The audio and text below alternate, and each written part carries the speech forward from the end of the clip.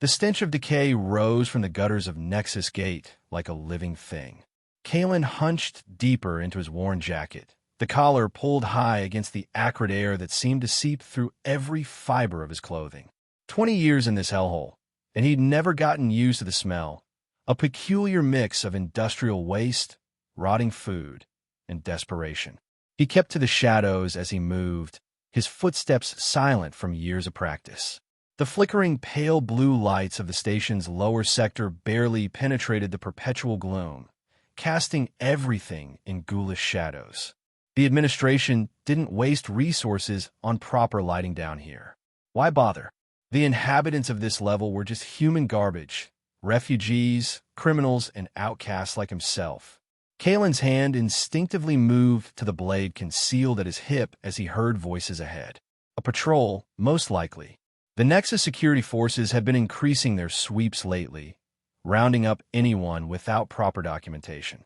He slipped into a narrow passage between two crumbling structures, his breathing shallow and controlled. 6 years in the Colonial Marines had taught him patience. The voices grew louder, then faded as the patrol passed. When he was certain they were gone, Kalen continued his scavenging run.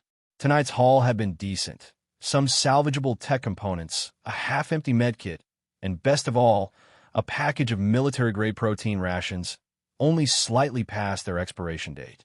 They would fetch a good price at Marco's trading post, or keep him fed for another week if the market was slow. As he approached the abandoned maintenance tunnel he called home, a sound made him freeze. Not the heavy boots of security or the drunken stagger of fellow scavengers. This was different. Soft, muffled, desperate. A child crying. Memories crashed through him unwanted, like a tidal wave breaking through a failing dam. Sonia, Tam, his wife and daughter, their faces forever frozen in his mind from that final morning before the Trine attack on the colony. He'd been deployed off-world when it happened. When he returned 3 weeks later, Nexus Station 9 was a graveyard. Kalen shook his head violently, trying to dislodge the memories. Not now. Not tonight. He turned to leave, to circle around another way to his shelter, when he heard it again. The soft, hiccuping sobs of a child trying desperately to stay quiet, followed by a hushed, alien-sounding whisper. Against every instinct honed by years of survival, Kalen moved toward the sound. The narrow alley was darker than most, tucked between the skeletal remains of what had once been hydroponic gardens and a collapsed storage facility. His eyes took a moment to adjust, and then he saw them. 3 huddled forms pressed against the grimy wall. A woman. No, not human. He realized as he saw the distinctive ridged skin along her temples and the faint luminescent patterns that ran down her neck, barely visible beneath the grime. Xylithian. She held 2 children close to her, a boy and a girl, both small and frail-looking. The boy, perhaps 5 or 6, was the one crying, his face buried against his mother's chest. The girl, slightly older, stared directly at Kalen with unervingly aware eyes. The Xylithian woman noticed him then. Her head jerked up, and she pulled the children closer in a protective gesture.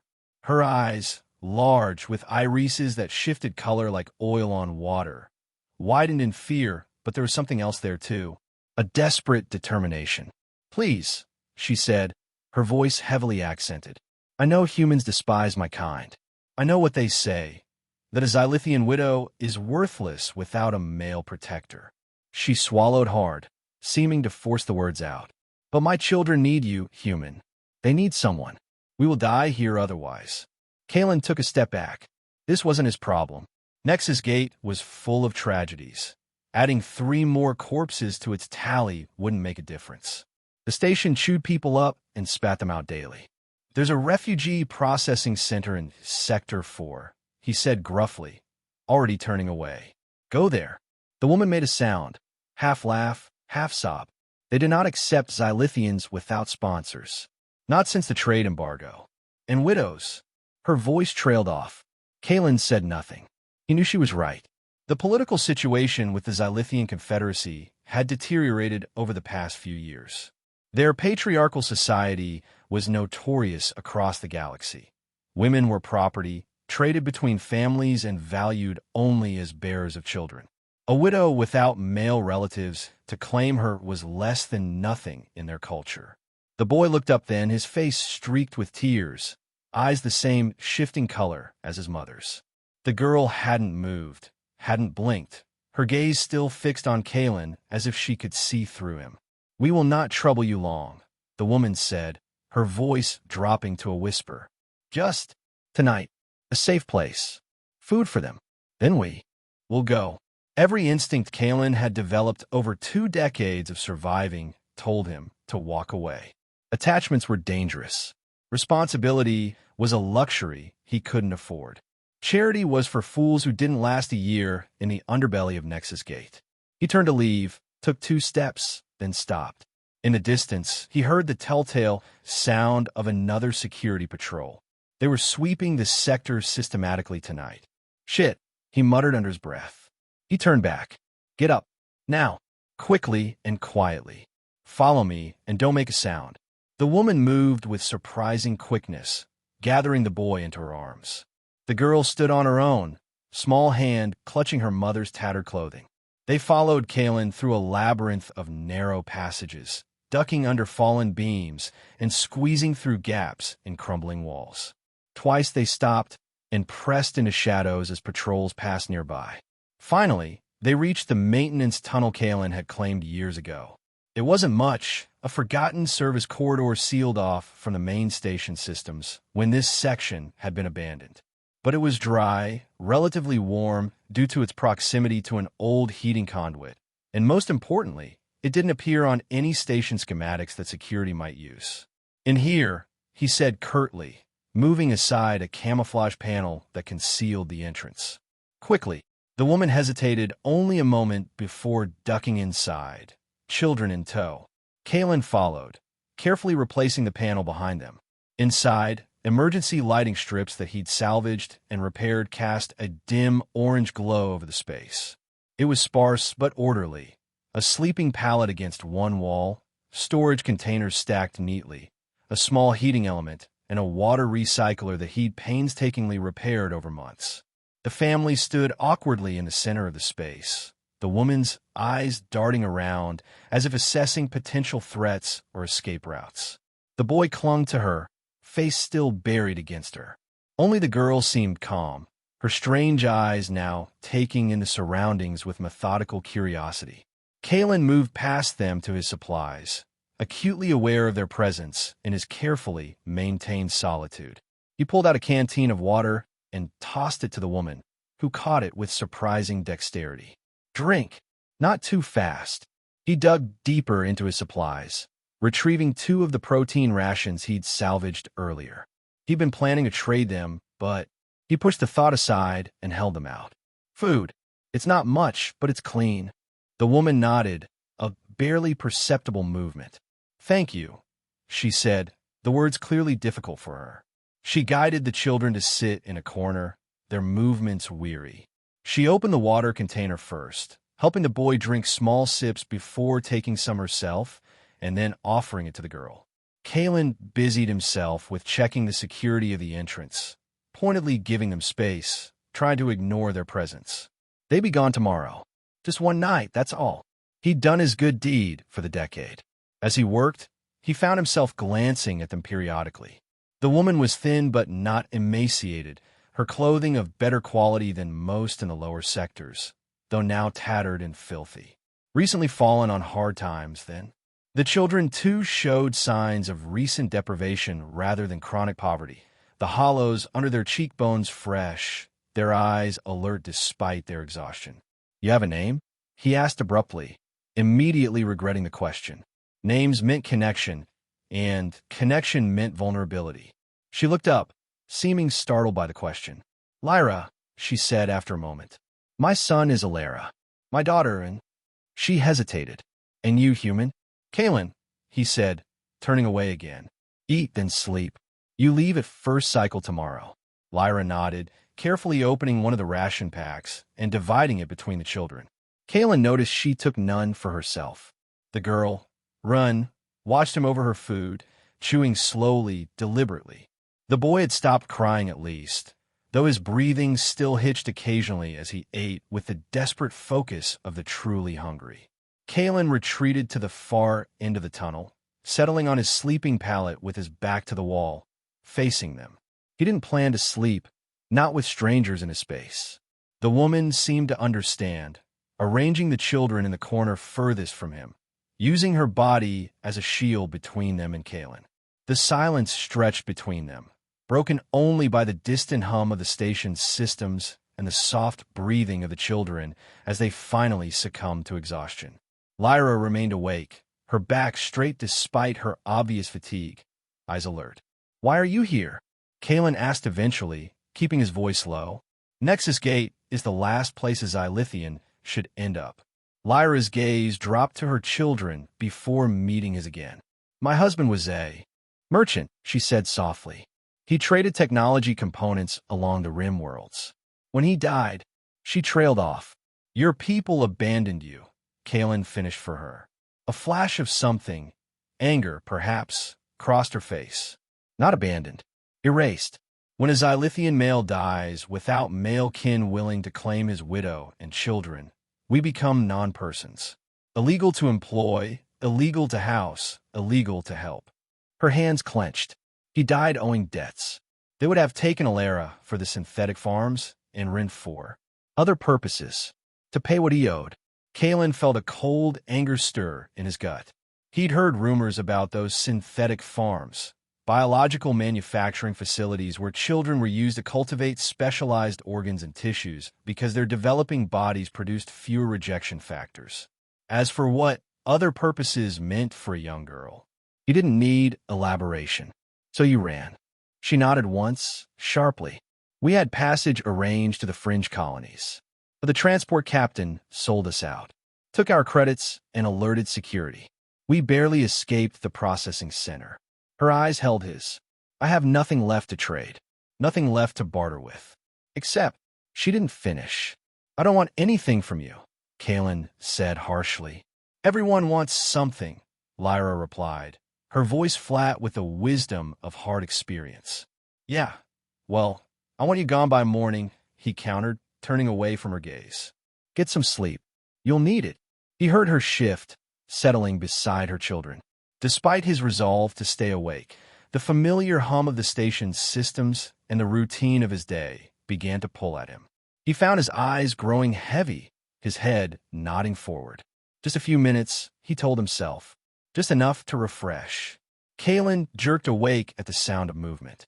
His hand was on his blade before his eyes were fully open, his body reacting before his mind was fully conscious.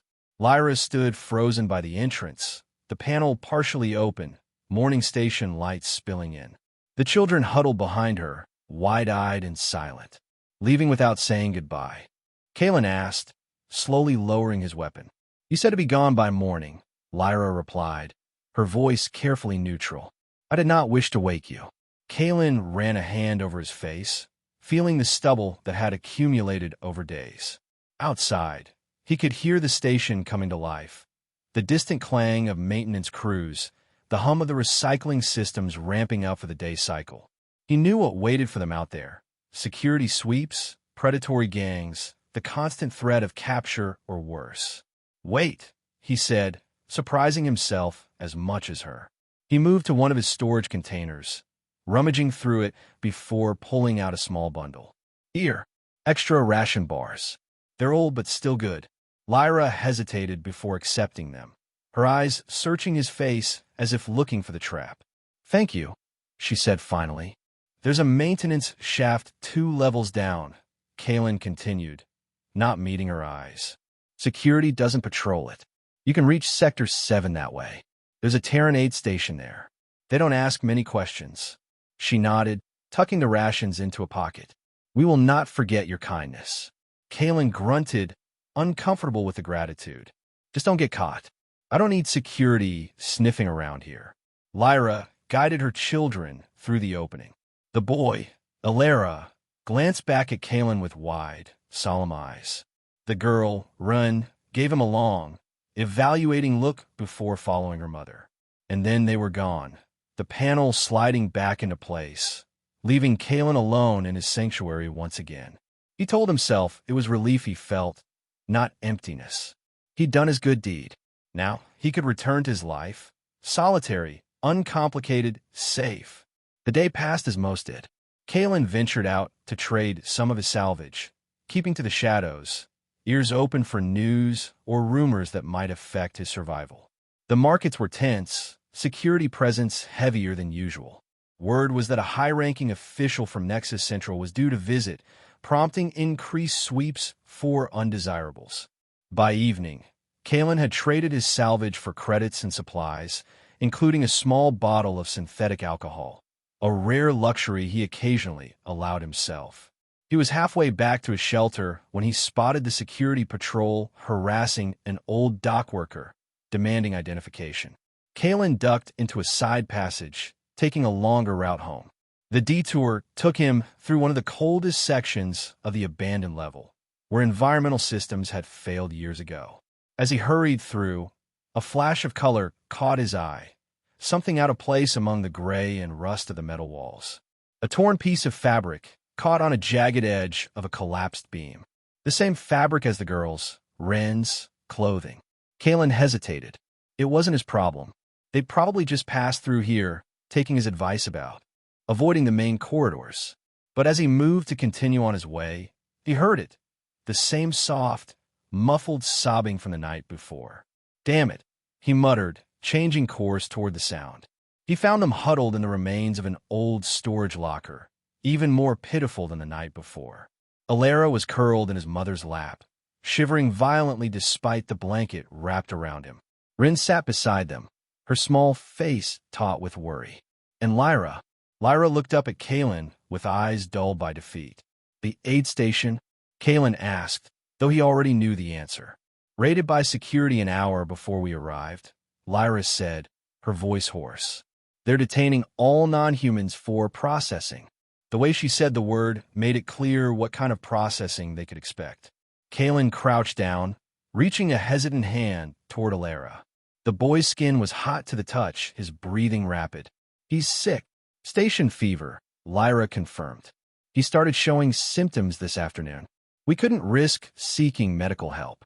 Kalen knew station fever, a common illness in the lower levels, spread through the recycled air systems. Mild for most adults, but potentially deadly for children and the elderly. The boy needed medicine, clean water, and warmth. Can you carry him? Kalen asked, already knowing what he was going to do, already cursing himself for a fool. Lyra's eyes widened slightly. Yes. Then let's go. Quickly. He rose, scanning the area. Follow me, stay close. The return journey to his shelter was tense, each shadow potentially hiding security or predators looking for easy targets. Alara's condition slowed them down, his feverish whimpers forcing them to stop twice to avoid detection. When they finally reached the maintenance tunnel, Kalen felt a surge of relief that surprised him with its intensity. Once inside, he immediately went to work, setting up his heating element to its highest safe setting and pulling out his meager medical supplies. Lay him here, he directed, indicating his sleeping pallet. Lyra gently placed Alara down, her hands lingering protectively on his small chest. Rin stood close by, her eyes following Kalen's every move. I have some broad-spectrum antibiotics, Kalen said, measuring out a dose of precious medicine that he'd been saving for emergencies. Not sure if they're calibrated for Xylithian physiology, but station fever is adaptable. It hits most humanoid species the same way. It will work, Lyra said with quiet certainty. Our biological systems are compatible with human medicine, is why we were valuable to certain researchers. Kalen didn't pursue that comment. He mixed the medicine with water and helped Lyra to administer it to the semi-conscious boy. He needs to stay warm and hydrated. The fever should break within 12 hours if the medicine works. Lyra nodded, arranging herself beside her son. Rin settled on his other side, her small hand resting on her brother's arm. The sight stirred something in Kalen, an echo of his old life, his lost family. I'll keep watch, he said gruffly, moving away from them toward the entrance. Try to rest. The night passed slowly. Kalen divided his attention between checking the security of their hiding place and monitoring Ilara's condition. The boy's fever raged for hours, his small body alternating between violent shivers and sweat-soaked stillness. Lyra didn't leave his side, constantly wiping his brow with a damp cloth, whispering to him in the flowing language of her people. Rin eventually fell asleep, curled against her brother. In the dim light, with the grime of their journey temporarily washed away, Kalen could see the distinctive Xylithian markings more clearly on their skin, faint luminescent patterns that shifted with their breathing. On adult Xylithians, these markings were often elaborate, enhanced with traditional pigments. On the children, they were subtle, like watercolor on pale canvas. "He's your biological son," Kalen observed quietly, noticing how Ilara's patterns mimicked Lyra's own. "But she's not, is she?" he added, nodding toward Rin. Lyra's hands stilled momentarily. "You are observant, for a human," she said, neither confirming nor denying. "Most humans wouldn't notice. I served with a Xylithian once in the Marines. Taught me a few things about your people." Kalen leaned back against the wall. "Don't worry. It doesn't matter to me either way." Lyra was silent for a long moment, her fingers resuming their gentle motion on Ilara's forehead.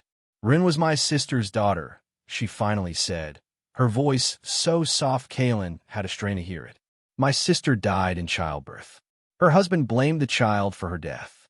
He would have." She swallowed. "In our culture, a child who causes their mother's death is considered cursed. Their fate is not pleasant. So you claimed her as your own," Kalen finished. "My husband allowed it," Lyra said. "He was unusual for a Xylithian male, more progressive in his thinking. He gave Rin his name, his protection." Her voice caught. "When he died, that protection died with him." Kalen nodded, understanding better now the desperation that had driven her. Not just a widow with children, but a widow harboring what her society would consider a cursed child. There would be no mercy for them if they were returned to Xylithian space. "Get some sleep," he said after a while. "I'll wake you if his condition changes." To his surprise, she nodded, lying down beside Ilara. Her trust, or perhaps simply her exhaustion, stirred something uncomfortable in Kalen's chest. He turned away, focusing on checking his supplies, planning for the next day. They wouldn't be leaving tomorrow, not with the boys sick, which meant they needed more food, more water. He'd have to go out scavenging again, take more risks. The thought should have angered him. Instead, he found himself mentally cataloging places to search, people to contact, ways to acquire what they needed without drawing attention. Morning came, station light filtering through the seams of the entrance panel. Ilara's fever had broken sometime in the early hours. He now slept peacefully, his breathing regular, the dangerous flush gone from his cheeks. Lyra and Rin still slept beside him, all three huddled together. Kalen had spent the night alternating between watchfulness and planning. He decided on a course of action, one that went against every survival instinct he'd honed over 2 decades. But watching them sleep, he couldn't bring himself to regret it. Not yet, anyway. He moved quietly, gathering his credits and a small, carefully wrapped package from a hidden compartment in the wall. The movement caused Run to stir, her eyes opening immediately, focusing on him with that same unnerving awareness. "Where are you going?" she asked, her voice clear and direct, speaking to him for the first time. "To get supplies," Kalen answered, keeping his voice low. "Your brother needs better food than what I have here." Rin studied him for a moment. "You're coming back." It wasn't a question. "Yes," Kalen said, mildly surprised to realize he meant it. "I'm coming back." She nodded once, then reached into a pocket of her tattered clothing and pulled out a small object, offering it to him. Kalen hesitated before accepting it. It was a crudely fashioned pendant, made from what appeared to be salvaged materials. A small piece of circuitry wire wrapped around a fragment of colored glass or crystal, creating a simple but striking geometric design. "For protection," Rin said seriously. "I made it while you and Mother were talking last night." Kalen stared at the small token, an unexpected warmth spreading through his chest. "Thank you," he said, tucking it carefully into his pocket. I'll be back before mid-cycle. Rin nodded, settling back down beside her brother. Kalen left silently, securing the entrance behind him. The station was busy with the morning cycle, making it easier for Kalen to blend in with the crowds of workers moving between sectors. He made his way to the trading district, a slightly better area where black market merchants operated under the pretense of legitimate business. His first stop was a small stall tucked between larger operations, its inventory seemingly random junk, but actually a front for more valuable transactions. Mila, he greeted the ancient woman who ran the stall. She looked up, milky eyes somehow still missing nothing. Kalen, she replied, voice like rustling paper. Unusual to see you this early in the cycle. Need supplies, he said, keeping his voice neutral. Medical grade. And some specialty foods. Children's rations. Something flickered in those cloudy eyes. Children's rations, she repeated. Interesting shopping list for a loner like you. Kalen said nothing, simply placing a portion of his credits on the counter. Mila studied them before nodding slightly. Wait here, she said, disappearing into the back of her stall. When she returned, she carried a small package wrapped in synthcloth. Medical supplies for a day's worth of children's nutrition supplements, and some xylithian tea, she said casually, but her eyes fixed on his face. Heard it helps with recovery from station fever. Kalen kept his expression neutral as he accepted the package. Adding items I didn't request. Mila shrugged. No charge for the tea. Call it. An old woman's curiosity. She leaned forward. There's talk of increased security in the lower sectors. Something about fugitive aliens. Worth knowing, perhaps. Kalen nodded his thanks, understanding the warning. As he turned to leave, Mila spoke again. The supply access route through Maintenance Sector 12 is unmonitored today, she said. Scheduled system upgrades. No security feeds for at least 8 hours. She turned away. Not that you'd have any interest in such information. Kalen absorbed this, recognizing the gift of information for what it was. Good business, Mila, he said by way of goodbye. His next stop was riskier.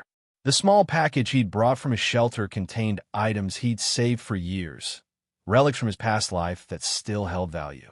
A Colonial Marines service medal, a data crystal containing secure military specifications, and a small vial of genuine earth seeds preserved for generations.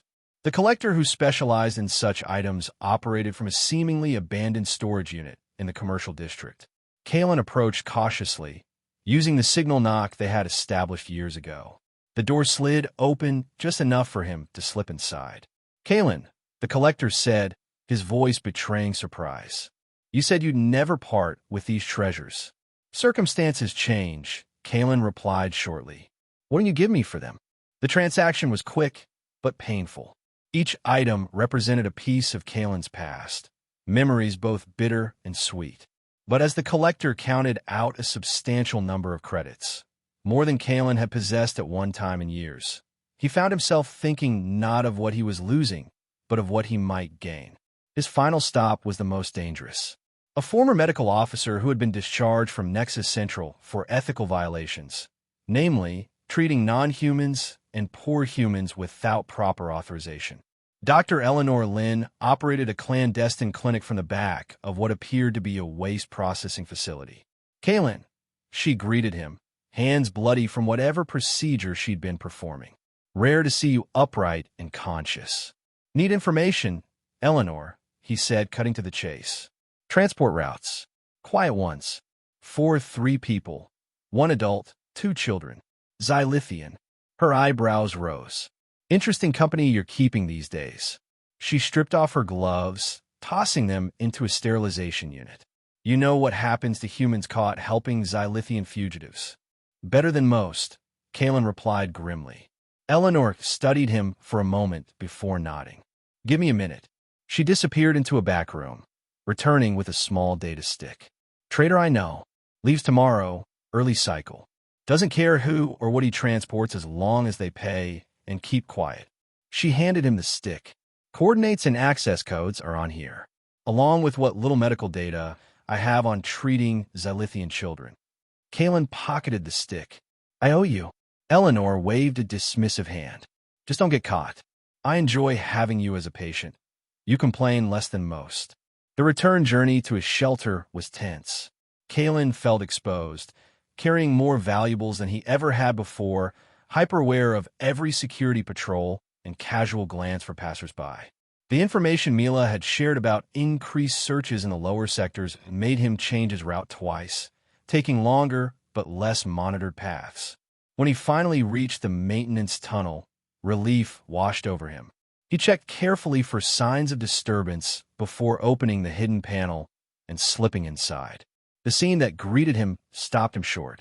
Lyra sat cross-legged on the floor, Alara beside her looking pale but alert. Between them was a small arrangement of salvaged objects, pieces of metal, scraps of fabric, broken electronic components, arranged in a pattern that seemed to have meaning. Rin knelt nearby, carefully adding to the arrangement with focused concentration. They looked up at his entrance, and Kalen was struck by how different they appeared from the desperate refugees he'd found 2 nights ago. Clean, rested, with purpose in their movements despite their still precarious situation. "You've been busy," he observed, setting down his acquisitions.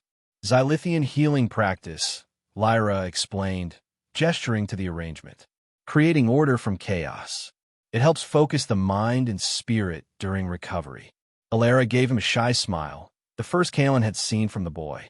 "I feel better," he said, his voice small but steady. "Good," Kalen replied, unsure how to respond to the domestic scene before him. He began unpacking his supplies, laying them out methodically. "I brought medicine, food, and information." Lyra's attention sharpened at the last word. "What kind of information?" "Transport. Leaving tomorrow, early cycle." Kalen kept his voice matter-of-fact. "Trader who doesn't ask questions. Can get you to the outer colonies. Beyond Nexus jurisdiction." A silence fell over the small space. Lyra's eyes met his, a complex mix of emotions in their shifting depths. "Why are you helping us?" she asked finally, the question that had hung unspoken between them since that first night. Kalen busied himself with organizing supplies. "Don't read too much into it," he said gruffly. "I don't like the administration. Don't like their policies. That's all." It wasn't the whole truth, and from Lyra's expression, she knew it. But she didn't press. "The outer colonies are dangerous," she said instead. "Lawless. Harsh conditions. Better than here," Kalen countered. "Better than being processed." Ren had moved closer, examining the supplies he brought. "You got Xylithian tea," she observed, picking up the small packet. Her tone was neutral, but her eyes, when they met his, held a question. "Medical supplier thought it might help," Kalen said, not acknowledging that he'd recognized the significance of Mila including it. A test, perhaps, or a gesture of support. Lyra took the tea from Run, her fingers tracing the alien script on the packaging. "This is expensive. Hard to find outside Xylithian space." She looked up at him. "These supplies, how much do they cost you?" "Doesn't matter," Kalen said, turning away from her gaze. "We need to prepare. Security's increasing patrols. We'll need to move carefully tomorrow." "We," Lyra repeated, the single word heavy with meaning. Kalen hadn't meant to say it, hadn't consciously decided, but hearing it spoken aloud, he didn't retract it. "The route to the docking bays is complicated. Dangerous. You'll need guidance." "And after?" Lyra asked quietly. "When we reach the transport." Kalen didn't answer immediately. The question forced him to confront what he'd been avoiding. What came next? For 2 decades, his existence had been solitary, focused solely on survival. The thought of change, of connection, was terrifying. "Let's get through tomorrow first," he said finally. The rest of the day passed in preparation. Kalen showed Lyra and Run the route they would take, using scraps of material to create a rough map of the station sectors. Alara rested, regaining his strength, occasionally joining their planning with surprisingly astute questions for one so young. They ate together, the children's nutrition supplements bringing a healthy color back to Alara's cheeks, and even Rin seeming less tense as her body registered the quality of the nutrients. As station night fell and the light dimmed to the nocturnal cycle, they prepared for sleep. Kalen had given his sleeping pallet to the children, planning to keep watch through the night. But as he settled against the wall, Lyra approached, sitting beside him. "You should rest," she said. "Tomorrow will require all our strength." Kalen shook his head. "I'll sleep later. On the transport." Lyra was silent for a moment, her gaze on her children. "They like you," she said finally. "Rin especially. She doesn't trust easily."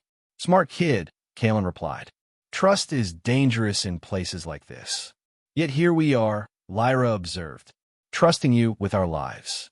Kalen shifted uncomfortably. "Not sure that was your wisest decision." A small smile touched Lyra's lips, transforming her face. "Perhaps not, but it seems to be working out so far." She hesitated, then added softly, "You had a family once, didn't you?" The question hit like a physical blow.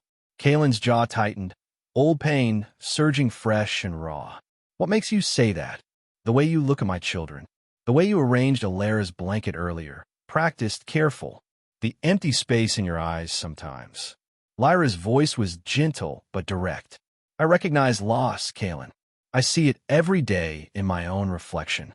Kalen stared straight ahead, not meeting her gaze. The silence stretched between them, filled with the ambient hum of the station's systems. Finally, he spoke, his voice rough with disuse. "Station 9. Try and attack. I was deployed off-world." The words came out clipped, each one dredged from a place he kept sealed tight. "My wife, Sonia. My daughter, Tam. For years old." He swallowed hard. "I wasn't there." Lyra didn't offer empty condolences or platitudes. She simply nodded, understanding in her eyes. "How long?" 15 years, Kalen replied. "Sometimes feels like yesterday." "It always will," Lyra said softly. "The pain doesn't diminish. We just build our lives around it, like a city around a crater." The metaphor struck Kalen as oddly fitting. His existence had indeed been constructed around that central void, every decision, every habit designed to circumnavigate the raw wound of his loss. "You should sleep," he said, changing the subject. "The children need you alert tomorrow." Lyra studied him for a moment longer before nodding. "Wake me for the second watch. You need rest too." She rose gracefully and moved back to where the children slept, settling beside them. Kalen watched as she gently brushed a strand of hair from Alara's forehead, the gesture so achingly familiar that he had to look away. In the dim light, he pulled out the small pendant Run had given him earlier, turning it over in his fingers. Such a simple thing, made from discarded scraps, yet crafted with care and purpose. A gift given freely, with no expectation of return. When had anyone last given him anything without wanting something in exchange? The night passed slowly, despite his intention to stay awake. Kalen found himself drifting, jerking back to alertness at small sounds. Alara's soft breathing, Rin murmuring in her sleep, the constant background noise of the station itself. Eventually, he allowed himself to close his eyes, just for a moment. He woke to Lyra's hand on his shoulder, her touch light but insistent. "Dawn's cycle approaches," she whispered. Kalen blinked, surprised and alarmed that he'd slept at all. "You didn't wake me earlier." "You needed rest," she said simply, already moving to wake the children. They ate a quick meal, Kalen going over the plan one final time as they prepared. "We move in stages," he explained. "First to Maintenance Sector 12, there's a system upgrade happening, so security feeds are down. From there, we access the secondary cargo corridors to reach the docking levels. The transport leaves from Bay 47. The captain is expecting payment on arrival." Lyra nodded, helping Alara into the cleanest clothing they had. "And if we encounter security?" "We don't," Kalen said firmly. "If we see them, we find another route. No confrontation." He hesitated, then pulled out his blade, offering it to her handle first. "Just in case." Lyra looked at the weapon, then at him. "Keep it," she said. "You're more practiced with it." "And I?" She glanced at the children. "I have more to protect." Kalen understood. He sheathed the blade and instead handed her a small canister. "Smoke dispersal. Emergency only. It'll create confusion, buy you time to run." She accepted this, tucking it into her clothing. Rin watched the exchange with those eerily perceptive eyes, while Alara fidgeted nervously with the edge of his shirt. "Ready?" Kalen asked, checking the small pack of essentials he'd prepared. Lyra gathered the children close. "Ready?" They moved through the station like ghosts, Kalen leading, Lyra and the children following precisely in his footsteps. The early cycle was the perfect time. Most night workers had finished their shifts, while day workers were just beginning to stir. The corridors were relatively empty. The few people they encountered, too, focused on their own concerns to pay attention to four more shadows slipping through the gloom. Maintenance Sector 12 was as Mila had promised. Deserted, its security systems dark, tools and equipment scattered where workers had left them at the end of their shifts. They moved quickly through the area, entering the narrow maintenance tunnels that ran parallel to the main corridors. "Stay close," Kalen murmured as the tunnels narrowed further. "Watch your step." The children were surprisingly adept at moving quietly. Rin especially seemed to glide rather than walk, her eyes constantly scanning their surroundings. Alara kept close to his mother, but his earlier fear seemed to have been replaced by a determined focus. They were halfway to the docking level when the first problem arose.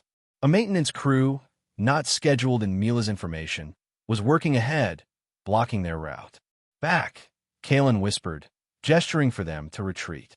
"We'll try the secondary path." The detour cost them precious time. The station was coming fully awake now. More people moving through the corridors, more chances of being spotted. As they approached a junction, Kalen heard the distinctive sound of security boots, a patrol heading their way. He motioned for them to freeze, pressing into a recessed doorway. Lyra pulled the children close, her body shielding them from view. Kalen could feel her tension, the rigid control she maintained to keep from trembling. The patrol passed so close that Kalen could smell the polymer of their uniforms, the standard issue stimulants on their breath. One officer paused, head tilting as if sensing something amiss. For a heart-stopping moment, Kalen was certain they'd been discovered. His hand moved to his blade, mind racing through scenarios, none of them good.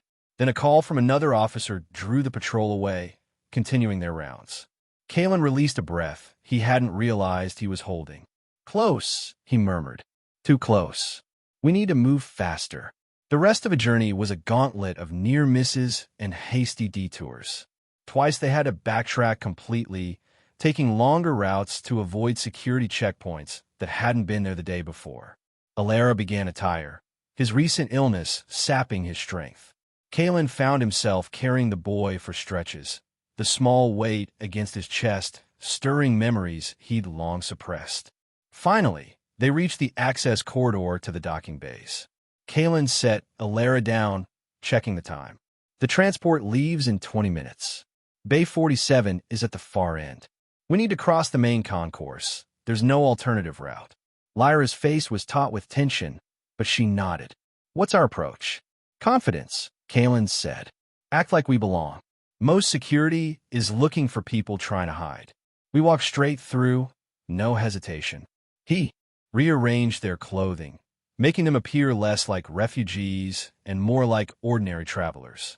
He gave Lyra his jacket, which was cleaner and of better quality than her own clothing. For himself, he pulled out an old service cap he'd kept from his Marine days, adjusting it to partially shadow his face. "Stay close, but not too close," he instructed. "If we're stopped, let me do the talking. If something goes wrong." He hesitated. "The bay is straight ahead, last dock on the right." "Don't wait for me." Something flashed in Lyra's eyes. Protest, perhaps, but she nodded, understanding the necessity of the instruction. They stepped out into the concourse, immediately engulfed in the controlled chaos of the docking level. Travelers from a dozen species moved in all directions. Cargo drones hummed overhead. Announcements blared in multiple languages. Kalen set a deliberate pace, not too fast to attract attention, not too slow to appear hesitant. Lyra walked beside him, one hand on Alara's shoulder, the other gripping Ren's small fingers. They looked like any family traveling together, tired perhaps, but unremarkable. They were halfway across when Kalen spotted trouble. A security checkpoint had been established near their destination, officers scanning identification and checking travel authorizations. It hadn't been there the day before. "Keep walking," he murmured to Lyra. "Don't look at the checkpoint. Bay 47 is just beyond it." Lyra gave a nearly imperceptible nod, her steps never faltering. The children, sensing the increased tension, remained perfectly quiet, their eyes forward. As they approached the checkpoint, Kalen's mind raced through options. They had no valid identification, no travel authorizations. The transport captain might be willing to take unregistered passengers, but they had to reach him first. 20 meters from the checkpoint, a commotion erupted at another docking bay. Raised voices, then a crash. Security officers turned toward the disturbance, several moving to investigate. "Now," Kalen said quietly, "walk past while they're distracted. Don't run. Don't look back." They increased their pace slightly, moving past the checkpoint while most of the officers were occupied with the disturbance. Kalen kept his face angled away from the remaining guards, his body language casual but purposeful. They were almost clear when a voice called out behind them. "You there? Stop for identification check." Kalen's heart sank. He turned slowly, positioning himself between the approaching officer and Lyra. "Is there a problem, officer?" The security guard was young, probably new to the position. "Random check," he said, holding out a scanner. "Identification, please." Kalen made a show of patting his pockets. "Of course. Just a moment." He glanced at Lyra, a silent message in his eyes. She understood, her body tensing slightly, ready to move. "Sorry about this," Kalen said to the officer. Then in one fluid motion, he grabbed the scanner from the surprise guard's hand and hurled it toward a nearby cargo drone. The collision sent the drone spinning, its warning systems blaring. "Run!" Kalen shouted, pushing Lyra and the children forward. "Bay 47, go!" Chaos erupted around them. The malfunctioning drone crashed into a stack of cargo containers, creating a cascade of falling equipment. Alarms blared. People scattered in confusion. Kalen heard shouts behind him as more security officers responded to the disturbance. Lyra ran with Alara in her arms, Rin keeping pace beside her with surprising speed. Kalen followed, watching their backs, ready to intervene if security got too close. They dodged through the panicking crowd, using the confusion as cover. Bay 47 appeared ahead, its boarding ramp already rising as final preparations for departure were underway. "Wait!" Kalen shouted, waving his arms to catch the attention of the crew. A face appeared at the top of the ramp, a weathered human with the distinctive scarring of long-term space exposure. The Captain Eleanor had mentioned. He took in the scene, the running family, the security officers in pursuit, and made a quick calculation. "Payment," he called down. Kalen pulled out the credit chip containing everything he'd gotten for his treasured possessions. "All of it," he shouted. "Just let them on." The captain hesitated only a moment before gesturing impatiently. "Hurry up then." Lyra reached the ramp first, practically throwing Alara up to the waiting arms of a crew member before turning to help run. Kalen was only steps behind, security officers closing in. He tossed the credit chip to the captain, who caught it deftly. "Go," he shouted to Lyra. "Get on board." She hesitated, looking back at him. "Kalen, I'll hold them off," he said, already turning to face the approaching guards. "Get the children to safety." Lyra's face contorted with indecision. In that moment, a security officer reached them, grabbing for Kalen's arm. Kalen reacted instinctively, using his military training to flip the man over his shoulder, sending him crashing to the deck. More officers were coming. There was no time. "Please," Lyra said, her eyes locked with his. "Come with us." The words hit Kalen like a physical force. 20 years of isolation, of carefully constructed emotional barriers, crumbled in the face of that simple request. He looked at Run, already aboard the ship, her strange, knowing eyes fixed on him. At Alara, frightened but brave. At Lyra, her hand extended toward him. A family. Not his lost one, but perhaps something new. "Final call," the captain shouted. "Ramp's coming up with or without you." Kalen made his decision. He grabbed Lyra's hand, and together they sprinted up the ramp, just as it began to retract into the ship. Security officers reached the edge of the dock, shouting threats and orders that were cut off as the airlock sealed. Inside, they collapsed against the bulkhead, breathing hard. The deck vibrated beneath them as the transport's engines engaged, breaking free of the station's docking clamps. Through a small viewport, they could see Nexus Gate receding, the massive structure that had been Kalen's prison and refuge for 2 decades growing smaller by the second. Cutting it close, the captain observed, approaching them with Kalen's credit chip in hand. He studied it briefly before nodding in satisfaction. This covers passage to the fringe colonies. Rayon system. We arrive in 3 standard days. Food's basic but clean. Sleeping quarters are communal. He eyed them critically. Keep the children quiet and out of the way of the crew, and we'll get along fine. With that, he turned and headed back to the bridge, leaving them alone in the small cargo hold that doubled as passenger space. Reality began to sink in for Kalen. He had left everything behind: his shelter, his supplies, his carefully constructed existence. He was on a transport heading to the outer colonies with a Xylithian woman and 2 children he barely knew. By now, his description would be in the security system as an accomplice to fugitives. There was no going back. "Are you all right?" Lyra asked softly, reading the conflict on his face. Kalen looked at her, then at the children. Rin had moved to the viewport, watching with fascination as the station diminished to a speck against the vastness of space. Alara sat on a cargo container, exhaustion evident in his small frame, but relief in his eyes. "I don't know," Kalen answered honestly. "I haven't left that station in 15 years. Lyra's hand found his, her fingers cool and firm. "We are in your debt," she said, her voice low with emotion. "Without you, my children would be—" She couldn't finish the sentence. Kalen shook his head. "Don't thank me yet. The fringe colonies are rough places. Life won't be easy there." "Life has never been easy for us," Lyra replied with quiet dignity. "But we will be free, and we will be together." She hesitated. "All of us, if you wish it." The implication hung in the air between them. Kalen felt something stir in his chest. Fear, yes, but also possibility. The chance for something he'd thought forever lost to him. Before he could respond, Rin approached, her small face solemn. "You came," she said simply. "I knew you would." "Did you now?" Kalen asked, finding a small smile despite the turmoil of his emotions.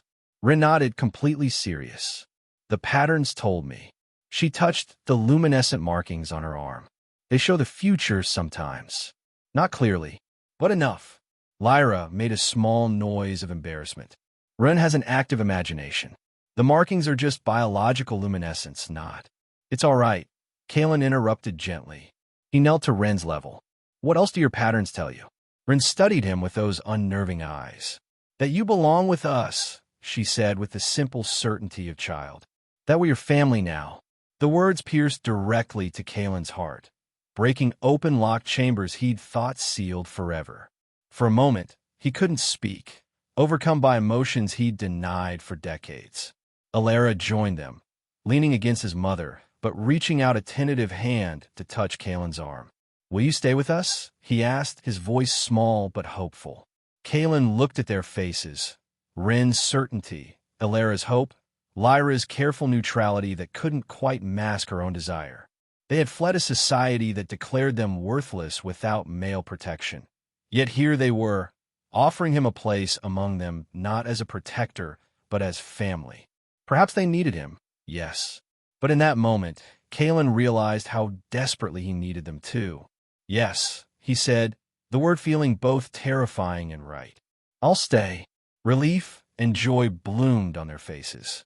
Alara actually smiled, a bright expression that transformed his solemn features.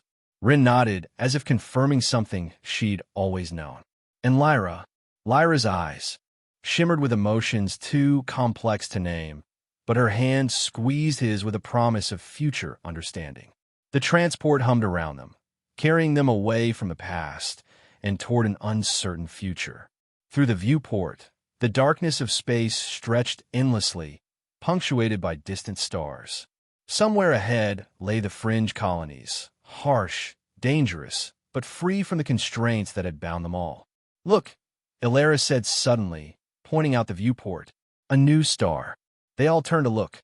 A bright point of light had appeared, different from the others, closer, more vibrant. "Not a star," Kalen explained. "Another system. Our destination, maybe." "It's beautiful," Ilara whispered, awe in his voice. They stood together, watching the light grow brighter as the ship moved steadily toward it. A family forged in desperation, bound by choice rather than blood. Broken pieces finding new wholeness in each other. Lyra's words from the night before echoed in Kalen's mind. "The pain doesn't diminish. We just build our lives around it, like a city around a crater." As he stood with them, watching that distant light grow stronger, Kalen felt something he hadn't experienced in 15 years. The beginning of a new construction, not just around the crater of his past, but perhaps someday within it as well. Rin slipped her small hand into his, her strange eyes fixed on the same distant light. "Home," she said with that same unnerving certainty. "We're going home. Not the home any of them had lost, but a new one they would build together. Step by step, day by day. It wouldn't be easy. Nothing worthwhile ever was." But as the transport carried them toward that growing light, Kalen felt, for the first time in decades, that the future might hold more than mere survival. It might hold life.